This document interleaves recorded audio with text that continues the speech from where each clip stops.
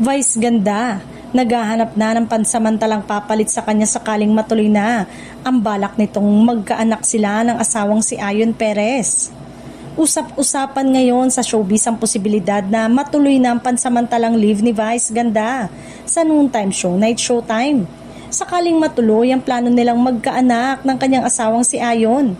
Bagamat wala pang opisyal na pahayag, hindi maiwasang magtanong ng fans kung sino ang posibleng pumalit sa kanyang pwesto habang siya ay nagpapahinga.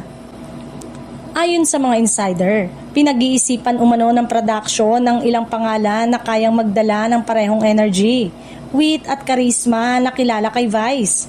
Hindi biro ang papasuking responsibilidad dahil si Vice ang isa sa pangunahing haligi ng programa lalo na sa hosting, comedy banter at pakikipagkulitan sa audience. Ilan sa mga lumulutang na pangalan ay ang malalapit din kay Vice sa industriya, mga komedyante at host na may napatunayan na sa live entertainment. Posibleng pagpilian ng mga regular na co-host ng It's Showtime o kaya naman ay magpasok ng guest host na paiikutin kada linggo. Depende sa magiging setup ng show. May mga netizen ding nagsasabi na mahirap talagang palitan si Vice ganda kahit pansamantala lang.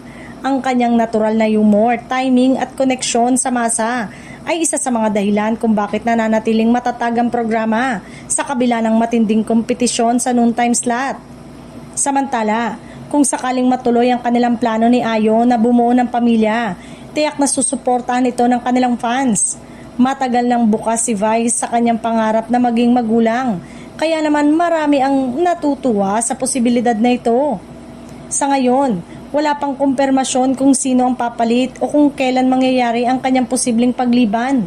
Pero isang bagay ang sigurado, anumang mangyari, patuloy na aabangan ng madlang people ang susunod na kabanata sa buhay ng karera ni Vice ganda.